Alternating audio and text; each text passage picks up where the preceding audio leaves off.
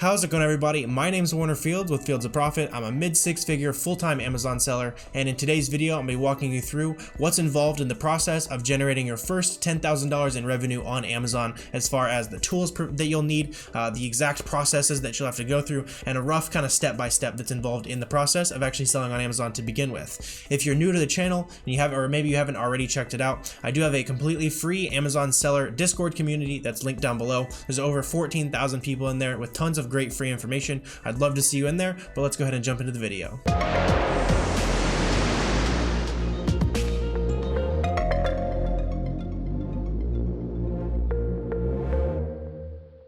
The first step is going to be the obvious one. I won't spend too much time on this one.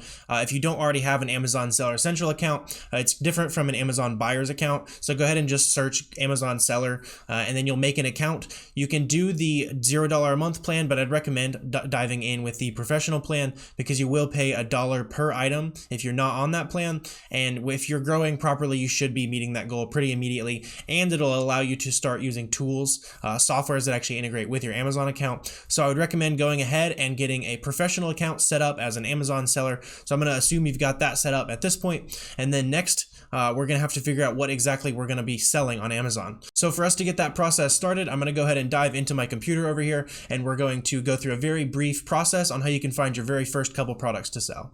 So for this step of the process, you are going to need one paid tool. This is the only paid tool you need right when you first start. It's a Chrome extension called Keepa. I'll go ahead and pull up a listing here and then explain why I'm looking at this product. This is Keepa right here. You can see it's just a Chrome extension that embeds on every Amazon page, and it's going to show you a ton of useful historical data, but you are absolutely going to need this to get started. But this is the only tool you're going to need when you actually get started, and you'll see why it is going to become very useful here in a second. So the reason I went ahead and searched for great value is because this is how we're going to find our first products to sell. We're going to be doing what's called reverse sourcing. So we're going to be looking through listings that are great value. You can also do Up and Up, or whatever the target brand is, just any retail store brand. The reason I recommend doing that is because the sellers on this listing. So for example, we can go down here, we can click on and see all the sellers who are on this listing. And it's reasonable to assume that these people are buying at least this product from Walmart. So then that means they're probably selling other products that they also bought from Walmart, Target, etc. And we can kind of look at the products they're selling and maybe find some product ideas that we can use for ourselves. So I'm going to go ahead and pull up this seller here. They've got a decent amount of ratings. They're Amazon fulfilled. Those are the two things that I look for. And so we're just going to go ahead and pull up all the products that they sell. And from here, it becomes a game of just copy and paste, really. And then this Chrome extension here is free. This will also help you in the process. This one's called DS Amazon Quick View. But essentially, you're just going to pull up a storefront, and you're going to scroll through the products that they're selling, and then copy and paste the titles into Google and see if you can find something interesting. Usually, you're going to be looking for something that you can buy for about half the price that it's selling on Amazon. So I'll just look at this product just for an example. It looks like on the Keepa graph, this is why Keepa is so important. We can see that right now Amazon's not in stock, but usually they're kind of in and out of stock. But it looks like this product is in some kind of shortage or hot demand. So this could actually be kind of interesting. So I'm going to go ahead and look up this product, and we're going to see if we can find it from Walmart or another site like that. So we're just going to be looking to see if we can find these Skittles Tropical anywhere else, at least from another website. We're going to be looking for a price of probably around $4 to $5. So we'll see if we can get that there. I'm going to go ahead and pull this up here. And it looks like this product is actually available for $3.98, so basically $4 here. We could see if we could get it delivered, but it looks like it's in stock in store at least. This one's probably going to be in stock, so we're going to go ahead and use another free Chrome extension here. This is called the Amazon FBA calculator. So we're going to look at the Keepa graph and see the prices that this item could feasibly sell for. We're not interested in competing with Amazon, but I am looking to see here what the new FBA prices are, and especially what the buy box prices are if it ever goes to non-Amazon. The buy box, if you're not familiar with that, is just this little button here where you can press add to cart. This is the buy box. This is the seller who's currently in the buy box. But if you look at the listing as a whole here, this is just specifically showing this seller's listing. So we take that out, the REF up at the top, and we'll look at the whole listing here. We can see that this product has no buy box because Amazon thinks that this product is overpriced. There's a number of other factors that could go into it, but I'm sure Amazon thinks this price is way too high. But we're looking at this and we're seeing that the buy box and the FBA price kind of sits around between $10.50 to $11 is what I'm seeing here, up to $12 back here in November. But recently it's been about $10.40. So I'll go ahead and calculate my profit based on that. So I'm looking at a price of $10.40. We're buying it for $4, and it looks like we're making a little bit of profit. Nothing to write home about. Personally, I wouldn't jump on this just because the per unit profit is a little low. The margin's also a little low, but that's just kind of a nice proof of concept. Is the very first product we looked at with this method was mildly profitable, and honestly wouldn't make a horrible first item for you to at least get some experience selling on Amazon. So that is the method that you're going to use to find your first several products. From there, you'll be able to build up at least $1,000, $2,000 in sales, and then from there, it's going to be time to invest in some new tools, and I'm going to be showing off how those tools are going to help you grow your business from here. Before we talk about these next tools that are going to make your Amazon business a little bit more efficient, I also don't want to gloss over the step. That's, it's an important step, especially if you're a true beginner. So after we buy those products, they're going to be shipped to probably your address. So let's say they ship to my house. From there, it can be a little overwhelming what you actually do with it. You're going to go into Seller Central and list those products. You're going to put an FNSKU barcode over the UPC barcode. Amazon will provide that as you go through the listing process. And then you're just going to box them up in boxes of no heavier than 50 pounds and send those off to Amazon with labels that you will pay for, but will be provided through Seller Central. I'm not going to go into a full breakdown of the shipping process. If you want a full hand-holding guide to get you through your first FBA shipment, there's going to be a video right up there in that corner. You can go check that out if that's kind of the step you're on. But now that we've sent in our first little bit of products to Amazon, we've sold maybe $1,000 to $2,000. Now we've got enough money. We've proved the concept that selling on Amazon does work. Now it's time to go ahead and invest in some other tools that are going to help grow our business even faster. So let's go ahead and talk about those.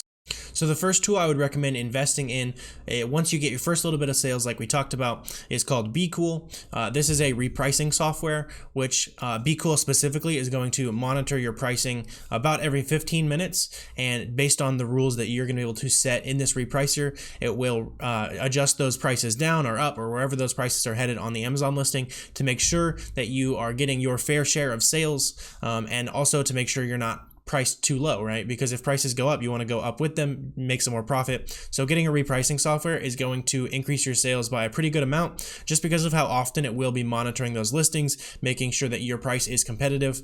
But generally how BeCool works is whenever you list an item through Seller Central or another software we'll talk about here in a second, it's going to take a little bit to sync up with BeCool just to make sure all those systems communicate with each other. But then once you have an item in BeCool, it's going to show a little line item like this. You've got your SKU, you've got condition, a whole bunch of information about it. One thing I like to see on BeCool is you can see down here, it shows me the buy box wins. This is super useful for your arbitrage products. If you see a buy box percentage win of 0%, that means you're probably getting no sales. So that's a good indicator that as you're scrolling through your list of products, you might want to consider repricing that item, but that's kind of unrelated. So there's a bunch of information on here, but what really is nice is the ability to set a minimum and maximum price. So you're going to be able to look at the item. So we're just going to click through here to this Amazon listing and pretend that we are pricing this item to sell. It looks like this was not a very good item for me. It makes sense why I had to sell it for so little because you can see how little demand it has here on the Keepa chart. Each one of these drops is a sale, so you can see it's really not selling very much. But over here on the BeCool side, I would have probably been looking at the FBA prices over here. So it looks like almost, I guess there's no FBA sellers on this listing. Let me go ahead and try to find a different example. This one's probably going to be a little bit better. So this item sells not a lot faster, but it's maybe a little bit of a better example to look at here. So over here on the sidebar, I will move myself. We're just going to be looking for other FBA sellers that we're going to be competing with. Again, looks like we've got no FBA sellers, but in this case, Amazon's on this listing for $10. So we're not going to be able to sell it for more than $10, but we've also got no other FBA offers to compete with. So in this case, on this book, I would probably go ahead and set my prices somewhere around, it looks like I probably would have done the same thing, somewhere around $9, and then then no higher than like $9.90, just to make sure that we're not going above Amazon's price, because no one's going to pay more for a used book than they would from Amazon in brand new condition. But what that means is the price will fluctuate between these two increments here, but it will not go below, meaning you won't lose profits when you're not expecting to lose them, and it won't go above them, because maybe sometimes, like in this case, Amazon was on the listing, we don't want to be more expensive than Amazon.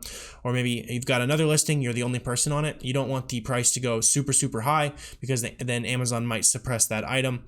So it's important to be able to set a minimum and maximum price on every item, and then being able to monitor your pricing automatically for you every 15 minutes or so is just going to be super powerful for helping grow your sales. So this tool is going to help grow your sales specifically. It's going to save you the time of having to manually refer back to the prices every day or every week to actually adjust the prices as you go, make sure your items are still selling. And then this next tool I want to talk about is going to make the process of shipping to Amazon as a whole much faster. So this next tool I want to talk about real briefly is called Inventory Lab. I really like Inventory Lab because it makes your shipping processes much faster. So I'll show you briefly how you would use this. If you want to search my channel for any of these specific softwares, I have videos on them if you're curious on more detail with this. But for using Inventory Lab specifically, we're just going to grab the ISBN. In this case is what it is. Usually it'll be the ASIN. So if we were selling these, let's go back to the example of these Skittles. Let's say we're selling these Skittles. We're going to grab the ASIN from the link up here. We're going to paste that into Amazon and search. Then it's going to find it. We're going to select it. It's going to show us who's on the listing, for what price they're on the listing. So generally, I will go ahead and click one of these offers over here, and it will automatically set my price at that. And then over here, you can also do a lot of things as far as setting information for the item. So here specifically, we can go ahead and look at the quantity we're sending in. We can look at the cost per unit. So in this case, let's say we were able to buy 20 of these from Walmart. We were buying them for $3.98 a piece. You can also go ahead and set the expiration date. Let's say it's expiring next year sometime, and you can go ahead and embed all that information on here.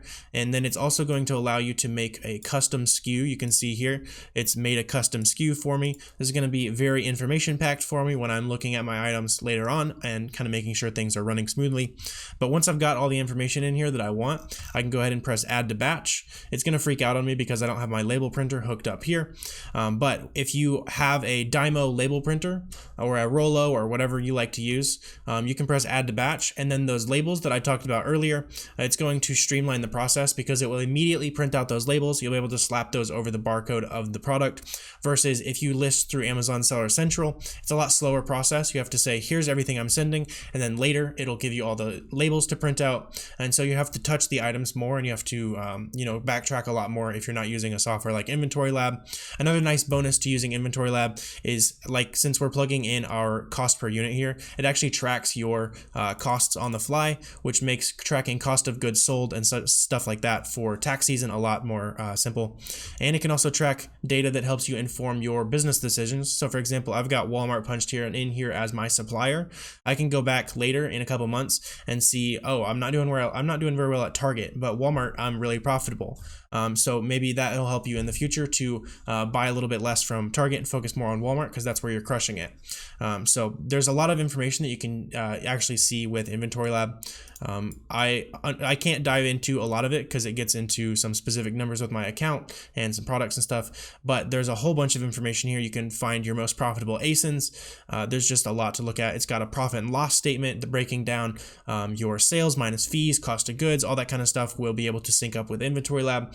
And this one is $50 a month. That's why I recommend having a good amount of sales, maybe $1,000 to $2,000 a month in sales is what you're doing. And then you kind of invest in your time and the future of your business with these two tools that I've talked about. So once you've generated your first $10,000 in sales on Amazon, you're probably going to want to continue investing in your business even more. You can do that by looking at tools like Tactical Arbitrage that automatically scan websites for profit opportunities for you, or maybe looking into getting into wholesaling a little bit on Amazon.